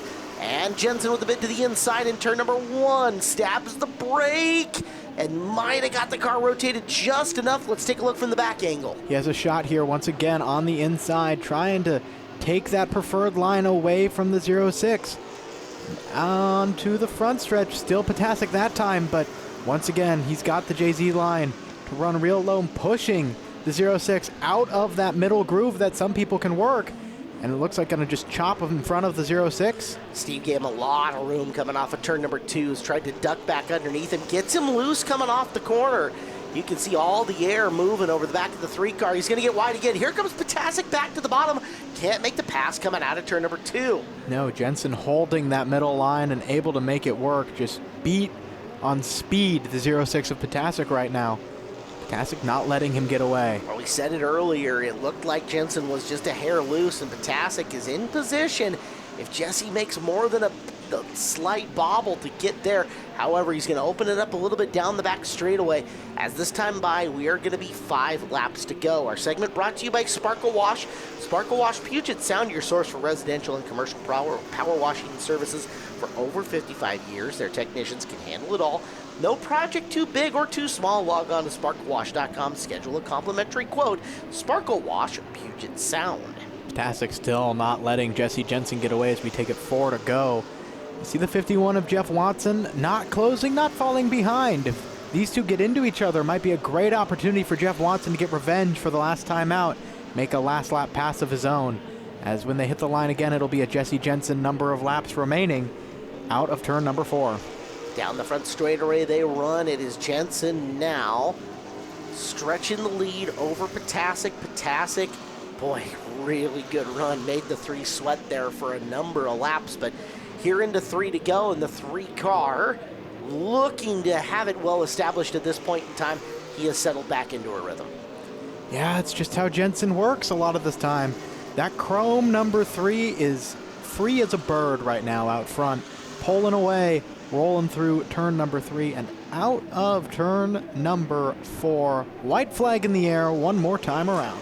Another great performance by them. He's got to go 3/8 of a mile more here in the Tire Pros Street Stocks. Fun main event tonight for that division, racing all over the place. And at the end of her, to the Angel of the Winds Casino Resort podium, Jesse Jensen will stand alone as your victor. Steve Potasic is going to end up taking second. Jeff Watson, heck of a run for him for third. And then behind him, you see the rest of the field coming across. And let's talk to your victors down trackside on the podium. Jeff, second last time out, third now. What has been the key to your consistency? I just got a good crew chief. I got good guys back there. Yeah, today was tough with the weather and everything, battling that, but it's good to be back up here again, and it's always good to be up here. So, yeah, I just got to give it to the guys back at the truck back there. They made some good adjustments for the main, and I asked him 3 times, "Are you sure? Are you sure?" And he's like, "Yeah, I'm sure." So, okay, so let's go racing. We missed you in the heat race, so walk me through, what are you thinking about when it's the first time you're bringing it out under the green flag? I didn't have a doubt. I mean, like I said, I looked at my guy and I just asked, "Hey, is this thing ready to go?" And he's like, "Yeah." So at that point, then I just got to drive it. Who would you like to thank tonight? I'd like to thank SCE, Snohomish County Trucking and Excavating. I'd like to thank CrossFit Snohomish, Jen. They're helping us out. First in Tree Service, my wife, my son, my buddy Alex. Thanks. But yeah, Woodward Racing, and that's all I got. Let's give it up one more time, Jeff Watson! Steve, late race restart. Just walk me through what's going through your head. Well, it's the only shot I got, so I shifted. It's the only thing I got for Jesse. And I kind of overdrove it going down the back stretch. That was my own bad. And then once I got into the ditch out there, I think it knocked the toe out. So the steering wheel just shook from then on. But it was a good time. It's getting better every race. We keep doing adjustments, so maybe we can get Jesse eventually. You won last time out, second place this time. How are you feeling, and why is the car run so well? I feel great. I mean, it's getting better. Just got to keep doing better, and so I can catch Jesse. And who would you like to thank tonight? I got to thank Kevin and Connor. Without them, I'd be probably not here. Let's give it up for Steve Potasic. Jesse, you had a fast car all day, late race restart. What's going through your head knowing you're going to rack them all up with about 11 to go?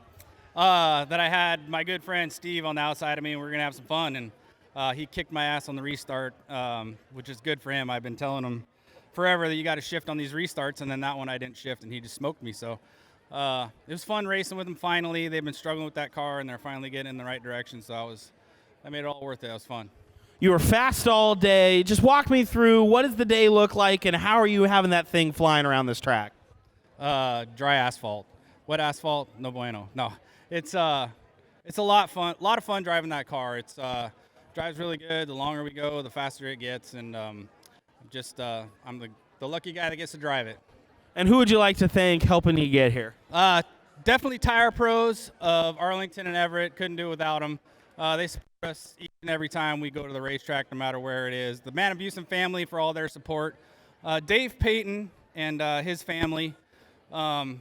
They just do so much for our team, and they're always here supporting us.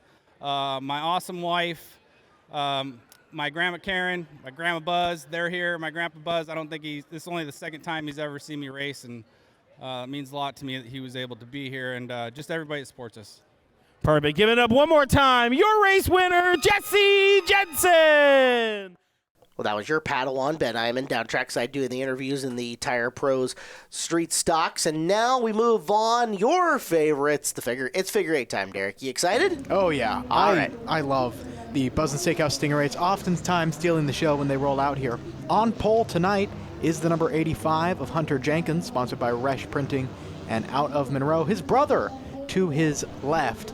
In the Pacific Northwest Traffic Control, number 195 out of Maltby, that's Devin Jenkins. Row number 2 is Ron Powers in car number 4 from Arlington. Jacob Funk from Mill Creek is next to him in car number 8. The 151, that's Cody Weldon. He's out of Arlington, sponsored by All Ply Roofing, LLC. The 20 is Riley Rudell out of Gold Bar, sponsored by DL Enterprise. 4th row, Mike Hathaway, the rep in Welding and Rail, number 46 from Marysville. Peyton Hopp, the Papa's in Monroe, number 16. He's from Monroe. The B&R Drywall 102, that's Randy Moffett of Everett, alongside the Salem, Oregon 024 of Donna Gillespie. 6th row, Lucas Hausenfluck from Lake Stevens in the Edwards K&S Construction 03, and the 21 of Matt Somerville from Monroe in the Airport Welding and Muffler car. Then comes the Knack Construction 23 of Bryce Kolar, the Abendroth Equine developing the Horse and Rider 43 out of Snohomish, that's Damon Claiborne. And the final 3, Cody Hoops starting buried in this field in the 10 car. Derek Myers is 73 from Arlington in the LRA Landscaping car, and Tyler York from Snohomish in the 53. 17 cars ready. And a 16-car invert. For the Buzz in Steakhouse Stinger 8s. I just have this feeling we're about to get chaotic. What do you think? Oh yeah, they roll through the left-hander, take the green flag. We're underway for the Buzz and Steakhouse Stinger 8s in their main event. Hunter Jenkins going to clear his brother into the first corner. See the 195 falling in line. Peyton Hopp trying to take the real long road around the 8 of Jacob Funk. Maybe a little bit of contact there. You have seen every figure 8 race that we have had this year on Home Track Heroes, Derek. The 8 car of Jacob Funk is Captain Chaos. At least he has been so far here on the year, because it just seems like stuff happens around that race car. Yeah, working with his team back with I'd Hit That Motorsports, I've seen that car do quite a bit over the season. It's been interesting. He's been learning as time goes on. He's got 2 great teammates to teach him, and I've heard rumors that team might add a 4th car. Hey, they're running 1-2 are his teammates right now. That's a good spot to be. Yeah, that is. Ron Powers running in 3rd, Riley Riddell in 4th, and Peyton Hopp running in 5th. See Riddell taking a little bit of a closer inside line, a little bit of contact there with Powers falling back right in front of the 16 of Hopp. Now, is that new car for Hopp or just new graphics on that thing? Because we're used to seeing that thing being very black and yellow. That is the brand new number 16 for Peyton Hopp. Missed practice, qualified, and then missed his heat race. Wow. So shaking out the bugs in it, but has 40 laps here around the most dangerous intersection to try to figure it out, as he currently sits in that spot right behind Rudell, who's looking for a way through. And boy, we are already into the back of this field. That's scary. That is the magic of figure eight racing when you got a lot of cars. You say magic, I say scary, and it's probably somewhere in between. Cody Weldon, beep, beep, coming through, and that might cost him second place as down to the inside goes Powers, bidding for the spot. Yeah, side by side. See, Jenkins going to fall back, maybe even lose third as, whoa, once again through the intersection. Now he's got a shot to try and take both positions back up the inside. Will clear the 20 and clear the 4. Devin Jenkins back up into second as Peyton Hopp into third. They went 3 wide for second and 3 wide for third in and through those turns as Jenkins makes his way back to the 2 spot. Here's Hopp shaking out the bugs in the 16 car right up on his back, and we're only 6 laps into this. The intersection is hot, and they've been going way wide for spots as we got 2 together right before the intersection. Funk is one of them. There's Captain Chaos, and the 024 also in there, Donna Gillespie. Yeah, those 2 cars got together, stopped here right in front of the flagger. Brings out our first caution 6 laps in as we got, looks like 2 replays coming up. All right, our homies on the Home Track Heroes video crew have got a look at it, and Gillespie from the in-car. Oh yeah, Funk, they'll snap around, Gillespie right into him, and now they are stopped here from the speed cam, and together they go. More after this here on Seattle 11. Final segment of the night here on Home Track Heroes, here on Seattle 11. Thanks, guys, for hanging out and spending your Sunday evening here with us at the racetrack at Evergreen Speedway. It's May the 4th be with you night. He is DT on TV, Derek Todoroff. I am Caleb Hart. And this is the Buzz Inn Steakhouse Stinger 8A main event. This is all possible through Gene Johnson Plumbing, Heating, Cooling, and Electrical. Your one-stop destination for all your home service needs, whether it's fixing a leaky faucet, keeping your home cool or cozy, or ensuring your electrical systems are running smoothly. Gene Johnson says we're on it. Derek, we're only 6 laps in.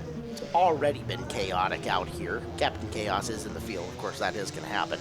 But Hunter Jenkins and Devin Jenkins are out in front of this one. Peyton Hopp looking strong in the 16 car as we jump back to action. Yeah, the Delaware-style restart is led by Hunter Jenkins. Immediately into that first corner, you see Peyton Hopp clears the 195.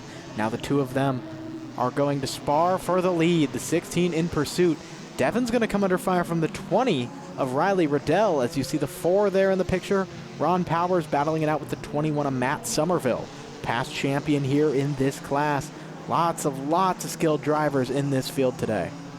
Those drivers working their way. I mean, you're looking 3rd on back through, 9th at the moment, as there's not a lot of slower traffic mixed in there quite yet, but out front, this has been the good battle. Jenkins and Hopp in the brand new race car. Jenkins part of a 3, possibly expanding team going forward, and lots of fast drivers trying to work their way through the field as, yeah, the physicality is resuming already. Yeah, you talked about Jenkins and his team. That driver of the number 85, long time drove a Nissan NX out here at Evergreen Speedway, but has swapped to a brand new car this season. The Nissan unfortunately met its demise at Slamfest earlier this year. He's no stranger to contact, though. Another mini bump to pass veteran, much like Archie Lomax, who we talked about earlier on in the program. Well, you can see it's not going to be long until the intersection starts to get busy. Matt Somerville in the 21, a feature winner here in days of yore at Evergreen Speedway, working to the outside of the youngster Riley Riddell, and physical all over the back end of them. There's a couple of love taps coming in and through the corner, and again, you expect the physicality here in figure 8 racing. That's just the way it is. And of course, Cody Hoops, the former champion, 3-time champion, also using that front bumper a lot, as here's Captain Chaos, Jacob Funk. Look out, buddy. Anytime he gets involved in intersectioning, things get really wild. You see the 20 car get a little bit of a tap there from the number 21, but we jump forward, and the 16 makes a little bit of contact with the 85. They both move up the track. No one capitalizes off of that one. 12 in, 28 to go, and Weldon and York. Oh, York slowed up and got stopped. It's probably going to cause him to be lapped here in a second as Hopp trying to sneak around the inside on the right-hand set of corners. There goes York a lap down. Lost all of his momentum, had to fire it back up and go. Hoops in the 10, trying to loop outside the 21 of Somerville. Somerville up on Rudell, and Rudell dealing with the team cars of Devin Jenkins and Funk, who is a lap down. Now, they can go and do some team racing to try to block for each other and help each other out now, if they wanted to. They could, but I've spoken with that team before, and The team aspect is who puts those cars together. See the 8 go up the track, make contact with Hoops. It's not how they race on this track. All bets are off once you get onto this circuit here. Oh, Cody Weldon had to go bobbing and weaving through the intersection, and we can see that Weldon, he's one of those guys that lifting is not an option for him. Here's Weldon again. Boom, right through. That gap was awfully short as he makes the intersection with 26 to go. We're 14 down. Yeah, if you're a driver like Weldon, they are very, very good at looking around, seeing a line, and through. Look around, see a line, through. You commit to that line. You don't break. You just have to gun it and choose it as early as you can. It's a game of reaction time in many ways. Hope that there's not a sleeper car hiding behind there or somebody who finds a burst of speed all of a sudden. No nitro allowed here in the figure 8 division that I'm aware of, because that would be very scary, right? That would be absolutely terrifying, Caleb. And at the same time, fun. Hey, madness is always fun. We love chaos. And around, ooh, yeah. 20 holds on to it, but contact from Somerville getting into the back of Riley Riddell. Riddell nearly got sent there going into the left-hand set of corners as we're closing in on halfway. Here's Hopp. That's for the lead. Coming into the left-hand turn. And Peyton Hopp bid for the lead. Pays off. He has got it. And now tucks in right behind Weldon. As, intersection coming in right behind him. Hopp almost got sent. Let's see if Jenkins can get back to the top spot. Yeah, but that looked to me like Jenkins might have just locked it up, gotten into Hopp, backed off. You don't want to take a position like that. You're going to earn a position. You don't want to just take it when you make a mistake like that. Riddell is under some serious fire here from Somerville and Hoops. Those two right on the back of the talented youngster. See if either one of them can find position here as they'll circle the south pole. There is Hopp trying to get underneath Weldon. And look out, Jenkins. Jenkins is going to have to pick up the pace if he wants to miss the back of that field right now, because they are awfully close to the tail end of his race car. Yeah, that's how it's working right now. And you see, once again, just real close through there as Moffitt and Funk going to let the leaders on through. Here they go into the corner. It's Tyler York, lapped car in front of this group. This is 4th through 9th, featuring the 20 car, a veteran of Youth Hornet competition. They go 3 wide. Kolar getting up into Myers. Wow. But in this group, you got 2 former champions in the form of Hoops and Somerville. Got your fast qualifier on the day in the form of the 73 machine of Myers and the 23 of Kolar being your only driver to win so far this season, Stinger 8 Comp. Well, they all made it through for the time being. York fighting to stay up there and learning something while racing with the faster drivers, leaning on them at the same time and causing some fun as they work through. I love that shot of the intersection as they come by. We're 22 in and 18 to go here in this Buzz-In Steakhouse Stinger 8A main event. Very, very chaotic event. You see Myers trying to get around York. Powers stopped. Claiborne stopped, all in the intersection, trying to wait for a moment to get on through. And now, side by side, this is for the final podium spot. Inside is the 195. Around goes the 20. Oh, no. Riddell, bad timing there as he ends up facing the wrong direction with 23 down to 17 to go. Now, if he can fire it back up and keep going, we'll stay clean and green. Or if he's deemed far enough racetrack that he's not a problem where he is. It's being pointed at. Looks like he is considered a problem as the 85 locks it up through that corner. And he's back underway. The 20 machine, the 85 stays green. But in the ruckus of all that, Matt Somerville in the 21 I saw pull off the course. Oh, wow. So Somerville off racetrack now. Good run for him. Ended early. As get a look, Riddell now deep in this race field. Up ahead with Hoops, one of the guys who might have gotten into him, and Hoops is your 3rd place car. Yeah, we got 15 to go. See everyone dodging through the intersection once again. Hathaway taking the hard left, circling around once to make sure he doesn't have to worry about making contact with anyone. There's Lucas Hausenfluck. Whoa! Tail end of Hausenfluck close to everybody. Hoops now in 3rd, trying to run down 2nd of Hunter Jenkins. Meanwhile, your leader just living free and easy out in front of the field. Peyton Hopp looking good and has some room to do whatever he needs, as that's a big gap back to 2nd and 3rd.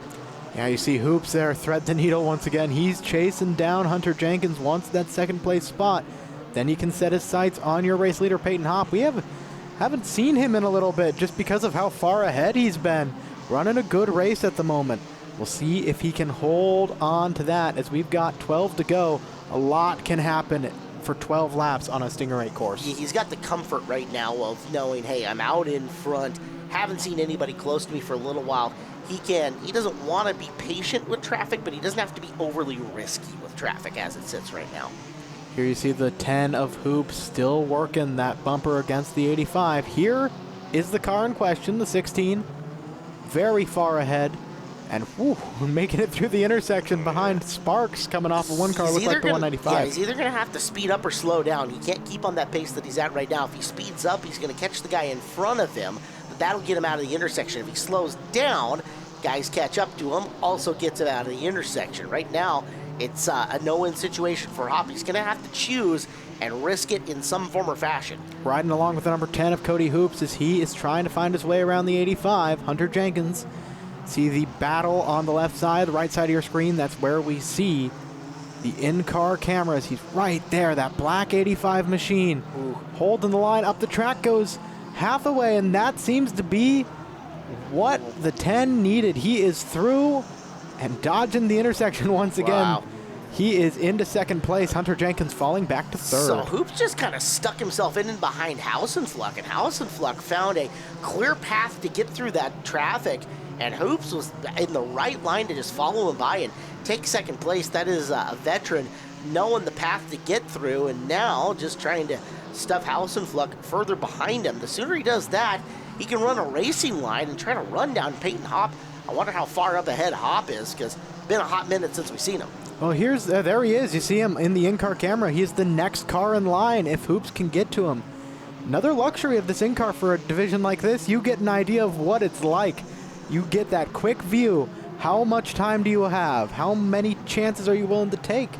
Are you willing to gun it? As Weldon now the only car in between him, and Hoops might have slowed up a little bit there for the intersection. You saw him at least take evasive action and not take a straight line through there in order to get past Myers. And now this is Scaryville. You don't want to be on the outside of a car coming through the intersection. That tends to be where those sleeper hits end up happening. He couldn't get around Weldon there.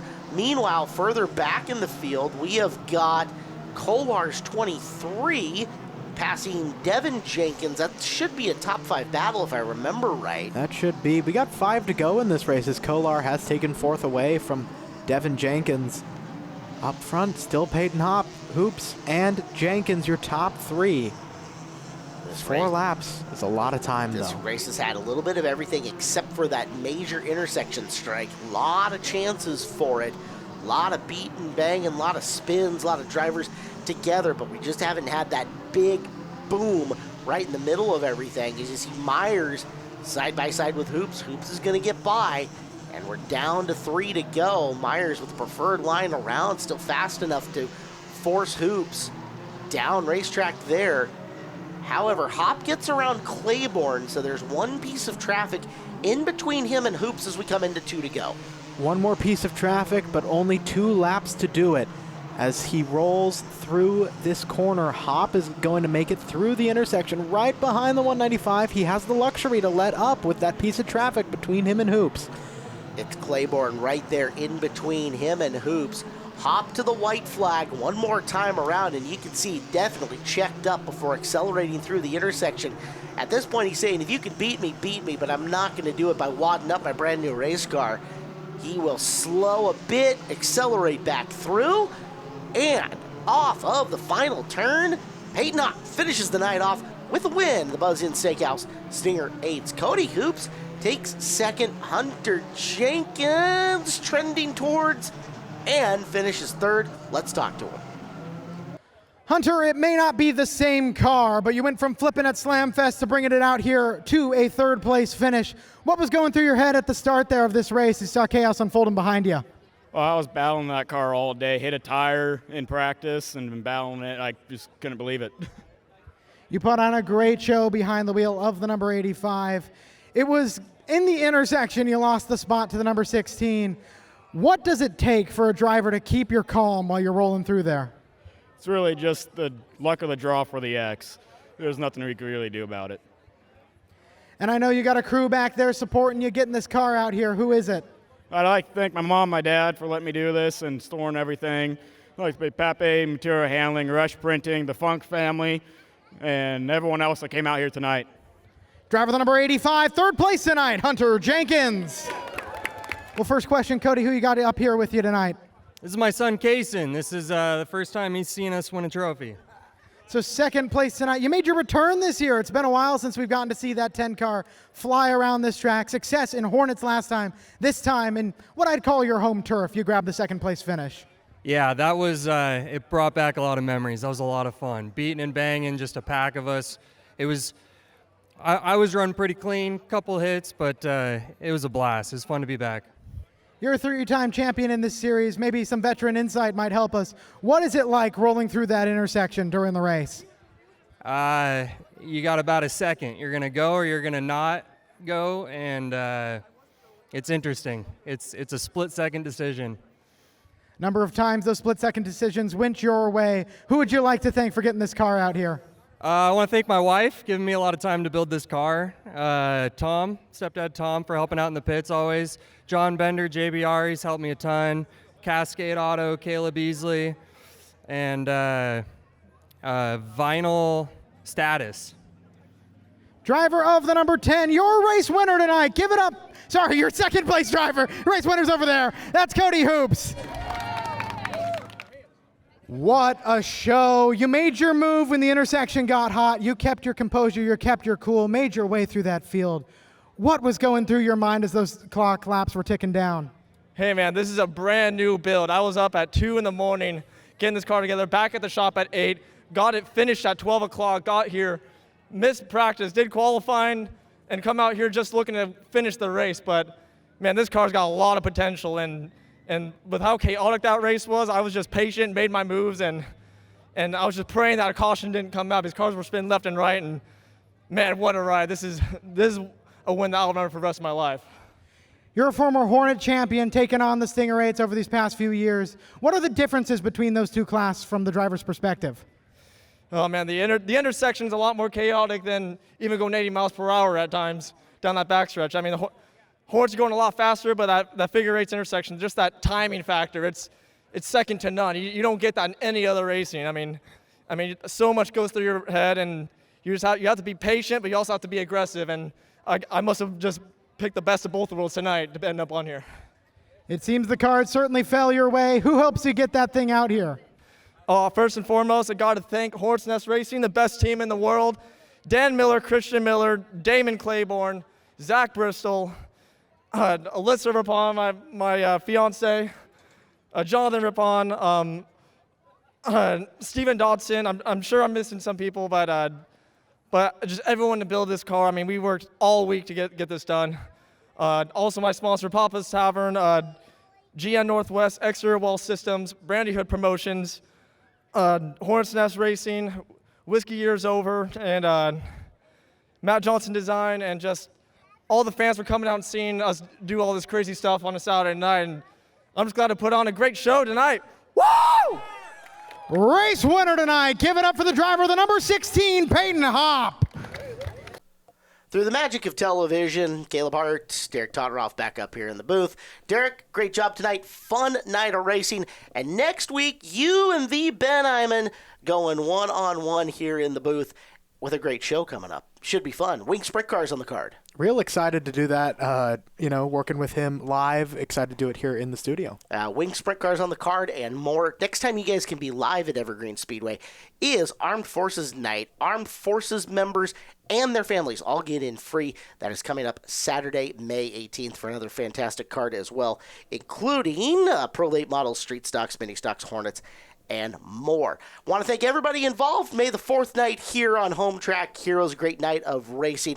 Of course, for Derek Todoroff, for all of our crew, all the camera guys, Griff on production, and this all would not be possible without our own Emperor Palpatine himself, Derek Hobbs. Derek, thank you so very much. My name is Caleb Hart.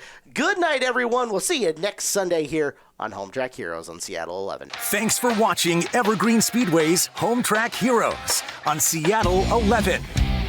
Join us next week for more great racing from Evergreen Speedway.